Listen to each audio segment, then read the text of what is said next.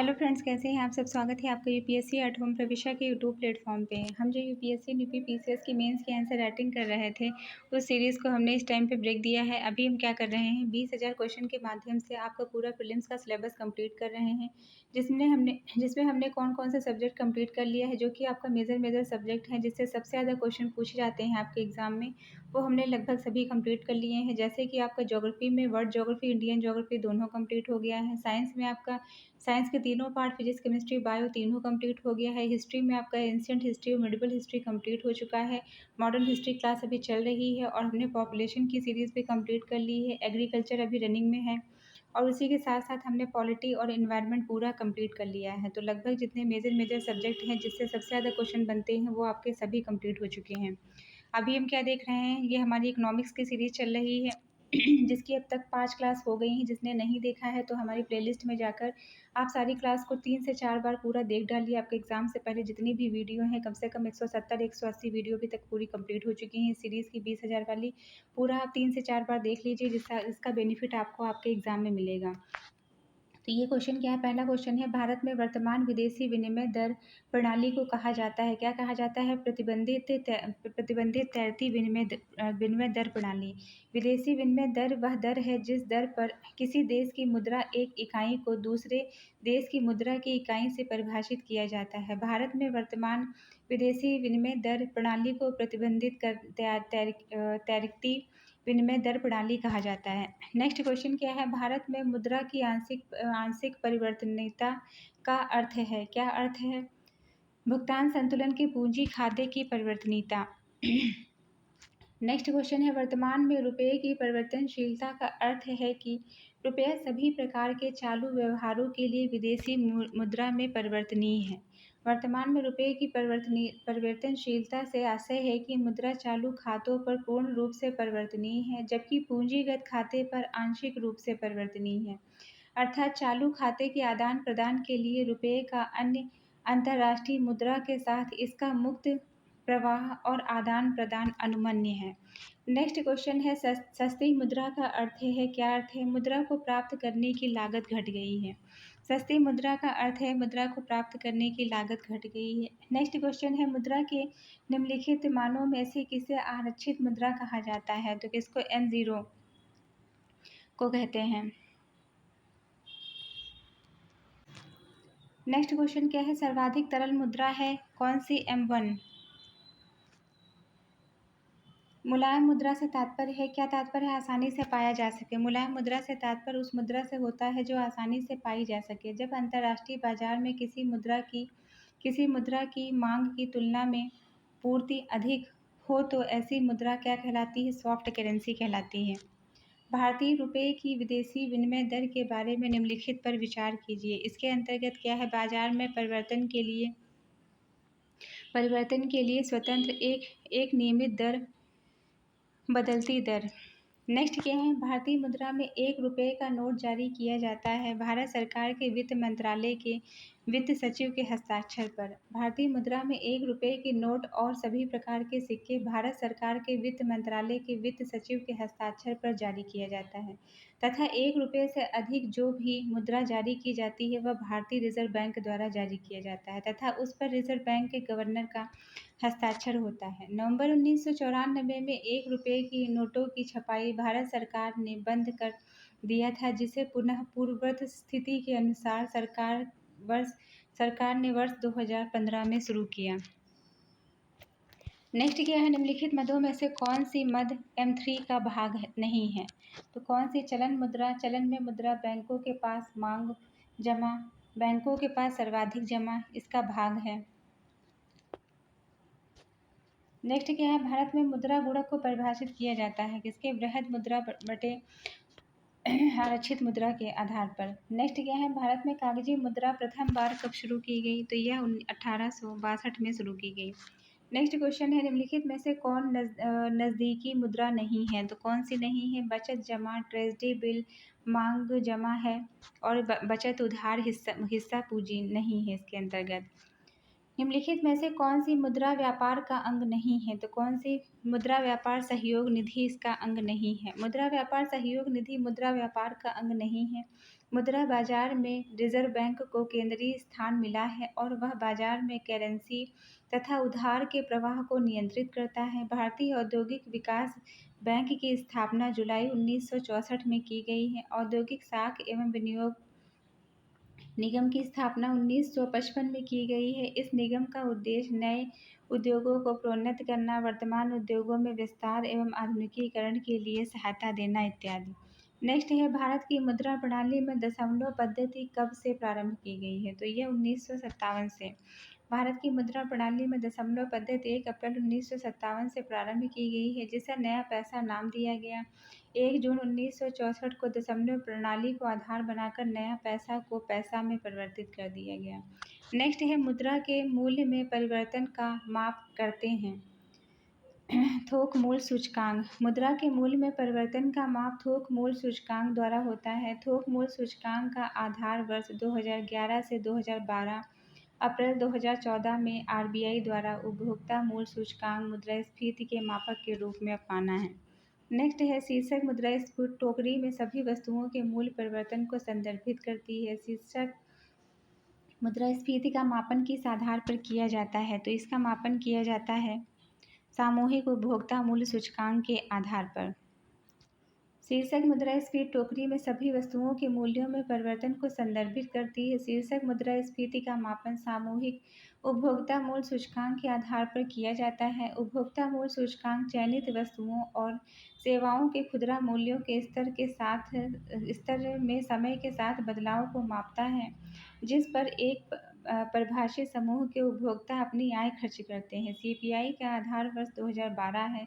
थोक मूल्य सूचकांक डब्ल्यूपीआई भारत में सर्वाधिक इस्तेमाल किया जाने वाला मुद्रास्फीति संकेतक है, जिसमें घरेलू बाजार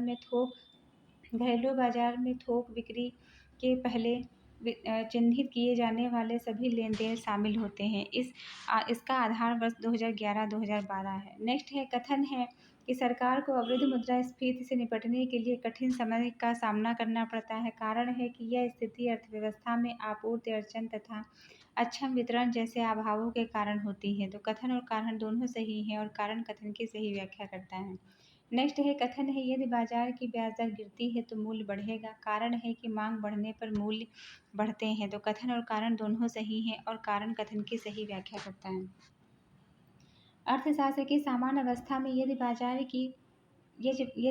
की ब्याज दर गिरती है तो मूल्य बढ़ेगा। किसी वस्तु का मांग बढ़ने पर उसकी कीमत में वृद्धि होती है, इसलिए सरकार किसी वस्तु की कीमत में बहुत अधिक वृद्धि न हो पाए इसके लिए अपने स्टॉक से खुले बाजार में वस्तुओं को उतारता है, फिर दूसरे देश की खरीद कर बाजार में उतरता है। इससे मांग और आपूर्ति में संतुलन बना रहता है। यदि किसी रिजर्व बैंक की मौद्रिक नीति के तहत बाजार दर में कमी करे तो कर्ज की दर सस्ती होगी। इससे बैंक से लोन लेने वालों की संख्या बढ़ेगी और अंत में बैंकों को लाभ मिलेगा।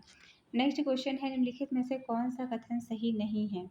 मुद्रास्फीति से आय के विवरण में असमानता पैदा होती है। मुद्रास्फीति का रोजगार स्तर अनुकूलन प्रभाव बढ़ सकता है। अपस्फीति मुद्रास्फीति की तुलना में अधिक हानिकारक है। वस्तुओं एवं सेवाओं के मूल्य में निरंतर बढ़ोतरी दशा, जिससे देश के मुद्रा की क्रय क्षमता में कमी उत्पन्न होती है, मुद्रास्फीति कहलाती है। मुद्रास्फीति आय वितरण पर प्रतिकूल प्रभाव डालती है। इससे आय मुद्रास्फीति में असमानता उत्पन्न होती है। मुद्रास्फीति से नए रोजगार का सृजन होता है तथा उत्पादकों को लाभ प्राप्त होता है। मुद्रास्फीति के नियंत्रण के लिए मौद्रिक अमौद्रिक राजकोषीय उपाय अपनाए जाते हैं। अपस्फीति मुद्रास्फीति की उल्टी स्थिति है। यह कीमतों में लगातार गिरावट की स्थिति है। जब मुद्रास्फीति दर जो है शून्य से नीचे चली जाती है तब अपस्फीति की परिस्थितियां बनती हैं। अपस्फीति में उत्पादों सेवाओं के मूल्यों में लगातार गिरावट आती है, साथ ही समूची आर्थिक गतिविधियां भी ठप हो जाती हैं तथा बेरोजगारी की स्थितियां उत्पन्न होती हैं। इसलिए इसे मुद्रास्फीति की तुलना में अत्यधिक हानिकारक माना जाता है। नेक्स्ट है, निम्नलिखित में से किस समिति ने मुद्रास्फीति के माप के लिए डब्ल्यूपीआई थोक मूल्य सूचकांक के स्थान पर सीपीआई उपभोक्ता मूल्य सूचकांक को चुना है? तो किसने जो है, उर्जित पटेल समिति ने मुद्रास्फीति के मापन के लिए थोक मूल्य सूचकांक (WPI) के स्थान पर उपभोक्ता मूल्य सूचकांक (CPI) का चयन, मौद्रिक नीति संबंधी निर्णय मौद्रिक नीति समिति को सौंपने जिसके अध्यक्ष के गवर्नर हों, राजकोषीय घाटा 2016-2017 तक 3% पर लाने, खुले बाजारों के कार्यों को क्रियाकलापों की राजकोषीय परिचालनों से अलग करने तथा इसके स्थान पर उन्हें पूर्णतः चल निधि प्रबंधन से जोड़े जाने का सुझाव आदि सिफारिशें 12 सितंबर 2013 को गठित उर्जित पटेल समिति ने दी थी। केलकर समिति का संबंध पीपीपी मॉडल से और चलैया समिति का संबंध कर सुधार से है। रंगराजन समिति का संबंध जो है गरीबी आकलन से होता है। नेक्स्ट क्वेश्चन है, कोर मुद्रास्फीति के संदर्भ में निम्नलिखित में से कौन सा कथन सही है? इसके अंतर्गत हेडलाइन मुद्रास्फीति में से खाद्य ईंधन के घटकों को हटाने पर कोर मुद्रास्फीति का मापन कर सकते हैं। हेडलाइन मुद्रास्फीति का कच्चा आंकड़ा होता है जो कि उपभोक्ता मूल्य सूचकांक के आधार पर तैयार किया जाता है। इसमें प्राथमिक वस्तुओं सहित खाद्य ईंधन की कीमतों में होने वाला उतार चढ़ाव को भी सम्मिलित किया जाता है। हेडलाइन मुद्रास्फीति तत्कालिक झटकों से प्रभावित होती हैं क्योंकि इसमें खाद्य ईंधन जैसी त्वरित उतार चढ़ाव कीमत वाली वस्तुएं शामिल होती हैं। हेडलाइन मुद्रास्फीति में खाद्य एवं ईंधन के घटकों को घटाने पर हम कोर मुद्रास्फीति का मापन कर सकते हैं, क्योंकि कोर मुद्रास्फीति में खाद्य ईंधन ऐसे मदों को शामिल नहीं किया जाता है जो किसी अर्थव्यवस्था में मांग और उत्पादन के पारंपरिक ढांचे से बाहर हों। इन्हें शामिल न करने का कारण यह है कि इनमें त्वरित परिवर्तन की आशंका बनी रहती है। ऐसे में यदि इन्हें सम्मिलित करते हुए इनके आधार पर मौद्रिक नीति का निर्धारण किया जाएगा तो त्वरित बदलते परिदृश्य में इनके आधार पर बनी नीतियों में भी परिवर्तन लाना होगा। मौद्रिक नीति सप्ताह और अर्धमासिक लाना व्यवहारिक नहीं होगा। नेक्स्ट क्या है, मुद्रास्फीति अर्थव्यवस्था के निम्नलिखित वर्ग हेतु लाभकारी है। लेनदार। मुद्रास्फीति अर्थव्यवस्था की वह स्थिति है जिसमें मुद्रा का मूल्य गिर जाता है। ऐसी स्थिति में ऋणदाता को घाटा और ऋण प्राप्तकर्ता को फायदा होता है। नेक्स्ट क्या है, स्फीतिकार दबाव में जो है सरकारी हलकों में चिंता का कारण बनते हैं, लोगों में असंतोष पैदा करते हैं, मीडिया द्वारा प्रयोग करने के लिए गर्म सामग्री उपलब्ध कराते हैं, राजनीतिक गतिविधियों को बढ़ाने के लिए एक मुद्दा बन जाता है। मुद्रास्फीति को बढ़ते दबाव से बढ़ती महंगाई से आम लोगों को असंतोष पनपता है तो दूसरी तरफ सरकारी हलकों में चिंता का विषय बन जाता है। बढ़ती महंगाई में चर्चा परिचर्चा का बड़ा मुद्दा बनता है एवं विपक्षी दल के राजनीतिक लाभ के लिए इसे मुद्दा बनाते हैं, अतः सभी विकल्प सही हैं। नेक्स्ट क्वेश्चन है, निम्नलिखित में से कौन मुद्रास्फीति की दर गिरने का निहितार्थ है? तो कौन सा इसके अंतर्गत शामिल है? कीमतें पहले की तुलना में अधिक धीमे से बढ़ रही हैं। प्रश्न में मुद्रास्फीति की दर में गिरावट की बात कही गई है, अर्थात महंगाई बढ़ रही है किंतु पहले की तुलना में धीमी गति से। मुद्रास्फीति के दर से तात्पर्य आधार वर्ष की कीमतों के सापेक्ष वस्तुओं की वर्तमान कीमतों में होने वाला प्रतिशत परिवर्तन है। नेक्स्ट है, निम्नलिखित में से कौन मुद्रास्फीति के नियंत्रण की विधि नहीं है? मांग की नियंत्रण, मुद्रा की पूर्ति नियंत्रण, वस्तुओं की राशनिंग, ये ब्याज दर को कम करना इसके अंतर्गत शामिल नहीं है। मुद्रास्फीति वह स्थिति होती है जिसमें वस्तुओं के मूल्य बढ़ते हैं तथा मुद्रा का मूल्य गिरता है। जब देश में वस्तुओं और सेवाओं के उत्पादन की तुलना में मुद्रा के प्रचलन में अपेक्षाकृत तीव्र वृद्धि होती है तो मुद्रास्फीति की स्थिति उत्पन्न हो जाती है। मुद्रास्फीति से समाज में आर्थिक विषमता मिलती है। मुद्रास्फीति के नियंत्रण के साधन मुद्रा की मात्रा पर नियंत्रण, मुद्रा की आपूर्ति पर नियंत्रण, वस्तुओं की राशनिंग आदि हैं। ब्याज दर को कम करने की विनिवेश से एवं उपभोग में वृद्धि होती है जिससे मुद्रास्फीति बढ़ती है। नेक्स्ट क्या है, निम्नलिखित में से कौन सी मुद्रास्फीति से सर्वाधिक लाभ पाता है? तो कौन पाता है? ऋणी। मुद्रास्फीति की अवस्था में सर्वाधिक लाभ ऋणी को प्राप्त होता है क्योंकि मुद्रास्फीति की अवस्था में लौटाए गए धन का मूल्य ऋणी द्वारा लिए गए धन के मूल्य से कम होता है। मुद्रास्फीति का निम्न प्रभाव पड़ता है, उत्पादक वर्ग को लाभ होता है, ऋणी को लाभ तथा ऋणदाता को हानि होती है। निश्चित वेतन प्राप्त करने वाले को हानि तथा परिवर्तन आय वाले को लाभ होता है। धनी वर्ग और धनी वर्ग और धनी निर्धन और निर्धन धनी वर्ग और धनी और निर्धन वर्ग जो है और निर्धन होता चला जाता है। व्यापार असंतुलित हो जाता है, नैतिक पतन और सामाजिक विघटन होने लगता है। नेक्स्ट है कथन है कि हीनार्थ प्रबंधन से मुद्रास्फीति होती है। कारण है कि इससे मुद्रा की आपूर्ति वस्तुओं एवं सेवाओं की तुलना में अधिक हो जाती है। तो कथन और कारण दोनों सही है। कारण कथन की सही व्याख्या करता है। हीनार्थ प्रबंधन अर्थात घाटे की वित्त व्यवस्था के तहत सरकार बजट घाटे को पूरा करने के लिए या तो केंद्रीय बैंकों से ऋण लेती है अथवा अतिरिक्त पत्र मुद्रा छापकर व्यय के अधिक को पूरा करती है। हीनार्थ प्रबंधन के इस उपाय को अपनाने से मुद्रास्फीति उत्पन्न होती है, जिसके फलस्वरूप मुद्रा की आपूर्ति वस्तुओं सेवाओं की तुलना से अधिक हो जाती है। भारत में मुद्रास्फीति के द्वारा थोक मूल्य सूचकांक मापी जाती है। मुद्रा का मूल्य गिरता है तथा वस्तुओं एवं सेवाओं के मूल्य में वृद्धि होती है। आर्थिक विषमता का प्रसार होता है। नेक्स्ट क्वेश्चन है मुद्रास्फीति से समाज में मिलती है क्या मिलती है? आर्थिक विषमता मिलती है। गरीब और गरीब होता चला जाता है, अमीर और अमीर मतलब धनी और धनी होता चला जाता है। वित्तीय प्रणाली की समीक्षा के लिए नरसिंघम समिति की प्रथम रिपोर्ट निम्न वर्ष प्रस्तुत की गई थी। तो 1991 में प्रस्तुत की गई थी। वित्तीय प्रणाली की समीक्षा बैंकिंग सुधार के लिए जून 1991 में एम नरसिंघम की अध्यक्षता में एक समिति का गठन किया गया, जिसने अपनी संस्तुतियां दिसंबर 1991 में प्रस्तुत की। द्वितीय नरसिंघम समिति की स्थापना 1998 में हुई है। नेक्स्ट क्वेश्चन है मुद्रा एवं वित्तीय मामलों में सरकार का वित्तीय अभिकर्ता एवं सलाहकार कौन होता है? आरबीआई। भारतीय रिजर्व बैंक मुद्रा एवं वित्तीय मामलों में सरकार के वित्तीय अभिकर्ता सलाहकार की भूमिका का निर्वहन करते हैं। रिजर्व बैंक के प्रमुख कार्यों में सरकार को सलाह देना, बैंकों के खातों का रखरखाव, नियमन इत्यादि शामिल हैं। नेक्स्ट है कथन है ऑपरेशन ट्विस्ट के अंतर्गत आरबीआई एक ही समय में अल्पकालिक प्रतिभूतियों को बेचकर दीर्घकालिक प्रतिभूतियों को खरीदता है। कारण है कि यह ऑपरेशन का मुख्य उद्देश्य दीर्घकालिक निवेश को बढ़ाना है। तो कथन और कारण दोनों सही है। कारण कथन की सही व्याख्या करता है। भारत के केंद्रीय बैंक ऑफ इंडिया भारत की केंद्रीय bank reserve bank of India 23 दिसंबर 2019 को एक बड़ा कदम उठाते हुए ऑपरेशन ट्विस्ट शुरू किया। यह ऑपरेशन देश की आर्थिक हालात को सुधारने की दिशा में उठाया गया बड़ा कदम है। वास्तव में ऑपरेशन ट्विस्ट का मतलब है कि सरकार या रिजर्व बैंक ऑफ इंडिया एक ही समय में अल्पकालिक प्रतिभूतियों को बेचकर दीर्घकालिक प्रतिभूतियों को खरीद सके, जिससे दीर्घकालीन निवेश के लिए ब्याज दर में कमी की जाएगी। इससे क्या होगा? दीर्घकालिक निवेश बढ़ेगा। किस राज्य के व्यापार का संचालन भारतीय रिजर्व बैंक नहीं करता है? तो 5 अगस्त 2019 के पहले भारतीय रिजर्व बैंक जम्मू और कश्मीर राज्य का संचालन नहीं करता था, पर 5 अगस्त 2019 को अनुच्छेद 370 के निरस्त होने के बाद भारतीय रिजर्व बैंक जम्मू कश्मीर राज्य का संचालन करने लगा। नेक्स्ट है निम्नलिखित में बेसल मानक किससे संबंधित है? तो यह किससे संबंधित है? बैंकिंग से। बैंकिंग एवं वित्तीय संस्थाओं को अंतर्राष्ट्रीय स्तर पर स्वरूप प्रदान करने के लिए जो मानक निर्धारित किए गए थे उन्हें बेसल मानक कहा जाता है। इन मानकों को अंतर्राष्ट्रीय स्तर पर मान्यता दी गई है। इन्हें पूरा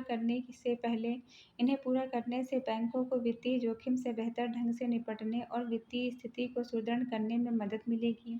इन मानकों को बैंकिंग पर्यवेक्षण कर बेसल समिति जारी करती है, चूँकि इस समिति का सचिवालय स्विट्जरलैंड के बेसल शहर में स्थित है।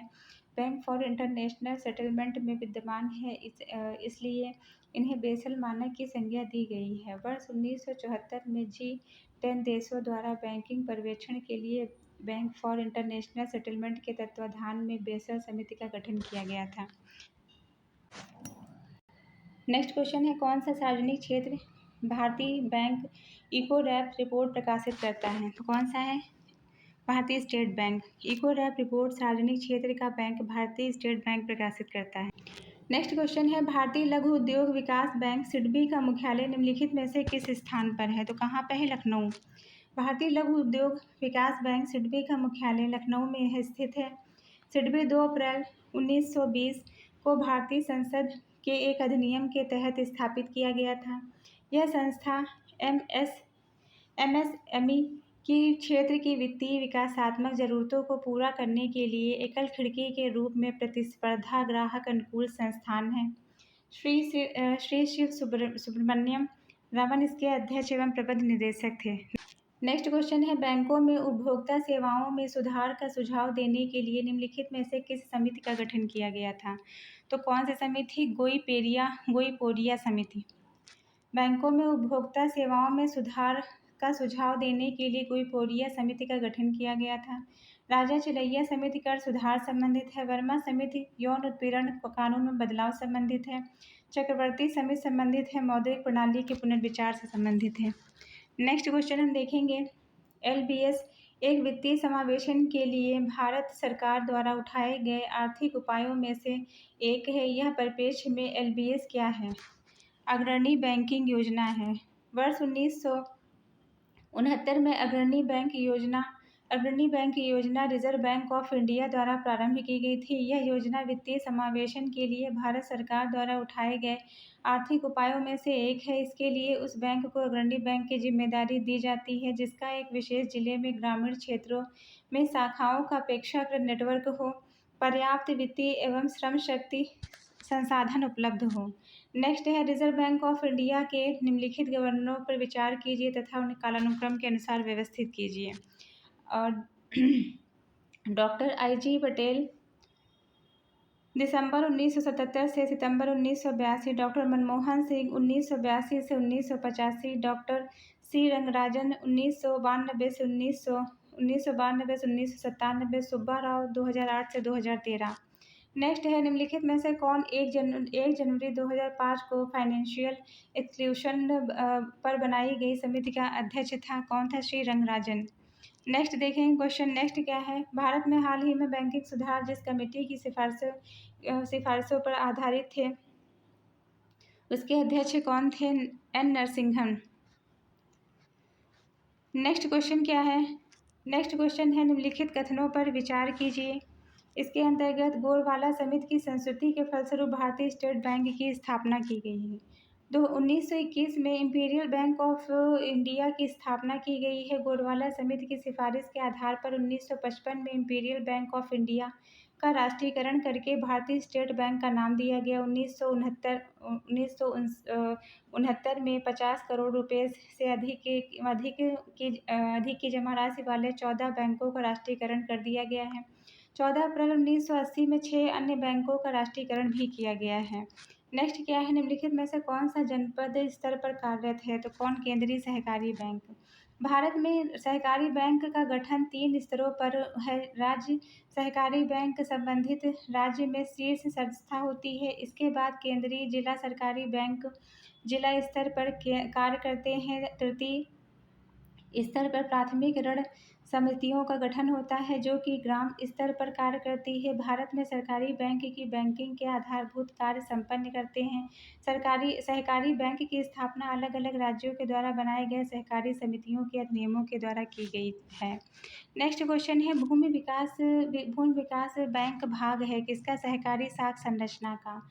भूमि विकास बैंक सहकारी साख संरचना का भाग है। इन्हें भूमि प्रबंधन बैंक भी कहा जाता है। किसानों की दीर्घकालिक वित्तीय आवश्यकताओं की पूर्ति के लिए भूमि विकास की आवश्यकता स्थापना की गई है। ये बैंक किसानों को कृषि संयंत्र खरीदने, भूमि की स्थायी सुधार अथवा पुराने ऋणों का भुगतान करने के लिए दीर्घकालिक ऋणों की व्यवस्था करते हैं।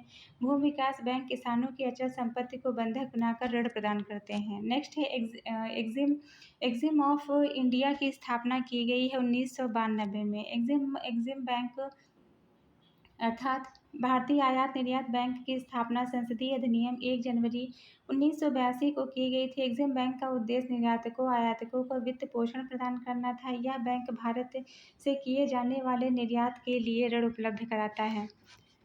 नेक्स्ट क्वेश्चन है, प्रथम भूमि विकास बैंक की स्थापना 1920 में हुई थी। यह अवस्थित है कहाँ पर? यह स्थित है झांग में। प्रथम भूमि विकास बैंक की स्थापना 1920 में पंजाब के झांग शहर में हुई थी, लेकिन भूमि विकास बैंक के द्वारा वास्तविक कार्यों का प्रारंभ चेन्नई में 1929 में स्थापित किया गया। भूमि विकास बैंक के द्वारा किया गया। यह बैंक कृषकों की दीर्घकालिक वित्तीय आवश्यकताओं की पूर्ति करता है। भारतीय सहकारी बैंकिंग का इतिहास 1904 में सहकारी समिति अधिनियम होने के साथ पारित किया गया है। ये बैंक कृषकों को भूमि खरीदने, भूमि का स्थायी सुधार करने, पुराने ऋणों का भुगतान करने आदि के लिए दीर्घकालिक ऋणों की व्यवस्था करता है। देश में भूमि बैंकों की पूंजी के मुख्य स्रोत हैं अंश पूंजी, सुरक्षित कोष, जमा राशि, ऋण पत्र और ऋण। नेक्स्ट क्वेश्चन है, निम्न 4 विदेशी बैंकों में से भारत में कार्य संचालन कर रहे किस एक की सबसे अधिक शाखाएं हैं? तो किसकी? स्टैंडर्ड चार्टर्ड बैंक की सबसे अधिक शाखाएं हैं। नेक्स्ट क्वेश्चन है, भारत में वर्तमान में सबसे बड़ा राष्ट्रीयकृत जो है वाणिज्यिक बैंक कौन सा है? तो स्टेट बैंक ऑफ इंडिया है। भारत में वर्तमान में सबसे बड़ा राष्ट्रीयकृत वाणिज्यिक bank state bank of India है। गोरवाला समिति की अनुशंसा पर 1 जुलाई 1955 को स्टेट बैंक ऑफ इंडिया की स्थापना हुई और 30 अगस्त 2019 को वित्त मंत्री निर्मला सीतारमण द्वारा 10 राष्ट्रीयकृत बैंकों का विलय 4 राष्ट्रीयकृत बैंकों में करने के पश्चात अब भारत में राष्ट्रीयकृत बैंकों की संख्या 18 से 12 रह गई है। इलाहाबाद बैंक का विलय इंडियन बैंक में, oriental bank of commerce, United bank का विलय पंजाब नेशनल बैंक में, आंध्रा बैंक का कॉर्पोरेशन बैंक में विलय और यूनियन बैंक ऑफ इंडिया का सिंडिकेट बैंक में विलय केनरा बैंक में किया गया है। नेक्स्ट क्वेश्चन क्या है, नाबार्ड के संबंध में निम्नलिखित कथनों पर विचार कीजिए। इसके अंतर्गत क्या है, इसकी स्थापना 1982 में की गई। प्रोजेक्ट के लिए धन विश्व बैंक और IDA से भी आता है। इसके अंतर्गत जो है यह RBI का सहायक नहीं है। तो ये तीनों पॉइंट्स, ये जो है पहला और तीसरा इसके अंतर्गत सही है। शिवरमन समिति की संस्तुति के आधार पर राष्ट्रीय कृषि ग्रामीण विकास बैंक नाबार्ड की स्थापना 12 जुलाई 1982 में की गई। यह देश की कृषि एवं ग्रामीण विकास हेतु वित्त उपलब्ध कराने वाली शीर्ष संस्था है। वर्तमान में नाबार्ड की अंश पूंजी में केंद्र सरकार की हिस्सेदारी 100% है। अपने ऋण संबंधी आवश्यकताओं की पूर्ति के लिए नाबार्ड भारत सरकार, विश्व बैंक एवं अन्य एजेंसियों से धन प्राप्त करता है। यह IBI का सहायक बैंक है। नेक्स्ट क्वेश्चन है, निम्नलिखित कथनों में से कौन सा कथन सही नहीं है? व्यक्ति भारतीय रिजर्व बैंक के लिए खाते नहीं खोल सकते हैं। तो ये कथन गलत है। रिजर्व बैंक को समस्त बैंकों का बैंक कहा जाता है। इसमें कोई व्यक्ति अपना खाता नहीं खोल सकता है। यह बैंक सरकार की मौद्रिक नीति का नियमन करता है। भारतीय रिजर्व बैंक से संबंधित निम्नलिखित कथनों का अध्ययन कीजिए। नीचे दिए गए कूट की सहायता से सही उत्तर का चयन कीजिए। यह एक शीर्ष बैंक है। यह मुद्रा पूर्ति का नियमन करता है। यह नाबार्ड के कार्यों की निगरानी करता है। भारतीय रिजर्व बैंक की स्थापना भारतीय रिजर्व बैंक अधिनियम 1934 के प्रावधानों के अनुसार 1 अप्रैल 1935 को हुई है। वर्ष 1949 को राष्ट्रीयकरण के बाद इस पर भारत सरकार का पूर्ण स्वामित्व है। इसका केंद्रीय कार्यालय मुंबई में स्थित है। यह शीर्ष बैंक है। इसे बैंकों का बैंक भी कहते हैं। इसका मूल कार्य भारत में मौद्रिक स्थिरता प्राप्त करने की दृष्टि से बैंक नोटों का निर्गमन को विनियमित करना है, प्रारक्षित निधि को बनाए रखना है, सामान्य रूप से देश के हित में मुद्रा और ऋण प्रणाली संचालित करना है, अत्यधिक जटिल अर्थव्यवस्था की चुनौती से निपटने के लिए आधुनिक भौतिक फ्रेमवर्क तैयार करना है, वृद्धि के उद्देश्य को ध्यान में रखते हुए मूल्य स्थिरता बनाए रखना है। यह नाबार्ड के कार्यों को कार्यवाही भी करता है। भारतीय रिजर्व बैंक व्यापारिक घरानों को ऋण प्रदान नहीं करता है। नेक्स्ट क्वेश्चन क्या है, भारतीय रिजर्व बैंक का राष्ट्रीयकरण हुआ है तो कब? 1949 में। नेक्स्ट क्वेश्चन है, निम्नलिखित में से कौन सा कथन सही नहीं है? RBI देश का केंद्रीय बैंक है। RBI केंद्रीय एवं राज्य सरकार का बैंक है। RBI देश के विदेशी विनिमय निधि का अभिरक्षक होता है। तो reserve bank of India Bharat का एक केंद्रीय बैंक है। 1 अप्रैल 1935 को RBI की स्थापना की गई। 1949 में इसका राष्ट्रीयकरण कर दिया गया। तब से यह राज्य स्वामित्व में देश का केंद्रीय बैंक है। इसका मुख्य कार्यालय मुंबई में है। RBI के प्रमुख कार्य कौन से हैं? पत्र मुद्रा का निर्गमन करना, सरकार के बैंकों के रूप में कार्य करना, बैंकों का बैंक के रूप में कार्य करना, विदेशी विनिमय निधि का संरक्षक। नेक्स्ट है, भारत में विदेशी विनिमय संचय का रखरखाव किसके द्वारा किया जाता है? तो यह RBI के द्वारा किया जाता है। नेक्स्ट क्वेश्चन है, भारतीय रिजर्व बैंक से संबंधित निम्नलिखित कथनों का अध्ययन कीजिए। नीचे दिए गए कूट की सहायता से चयन कीजिए। यह एक शीर्ष बैंक है। यह मुद्रा आपूर्ति को नियमित करता है। यह नाबार्ड के कार्यों का पर्यवेक्षण करता है। तो भारतीय रिजर्व बैंक की स्थापना 1 अप्रैल 1935 को हुई थी। 1 जनवरी 1949 को इसका राष्ट्रीयकरण किया गया। देश में 1 रुपये के सिक्के और नोटों को छोड़कर अन्य मुद्रा जारी करने में एकमात्र रिजर्व बैंक को ही प्राप्त है। केंद्र सरकार एजेंट के रूप में रिजर्व बैंक भारत सरकार के द्वारा जारी किए गए नोटों का वितरण भी करता है। यह नाबार्ड के कार्यों का पर्यवेक्षण करता है। तो ये जो है आज की सीरीज़ का ये लास्ट क्वेश्चन है। इसके आगे के क्वेश्चन नेक्स्ट क्लास में लेके आएंगे। आप लोगों को ये सीरीज़ जो चल रही है कैसी लग रही है हमारे कमेंट सेक्शन में ज़रूर बताइए। जो भी बच्चे जो है 2025 जिसका एग्ज़ाम है उनके लिए तो ये सीरीज़ बहुत ज़्यादा फ़ायदेमंद है ही। जिनका एग्ज़ाम 2026 या 2027 जो टारगेट कर रहे हैं उनके लिए भी ये सीरीज़ बहुत ज़्यादा इम्पॉर्टेंट है। तो आप लोग जो है रेगुलर हमारे चैनल पे बने रहें और सारी वीडियो को कम से कम 3 से 4 बार देख के ज़रूर एग्ज़ाम देने जाएँ, तभी आपको इस सीरीज़ का बेनिफिट मिलेगा। तो ऐसे ही पढ़ते रहिए, लाइफ में आगे बढ़ते रहिए, यूपीएससी एट होम प्रविशा के साथ प्रीलिम्स मेंस प्रैक्टिस करते रहिए। Thank you.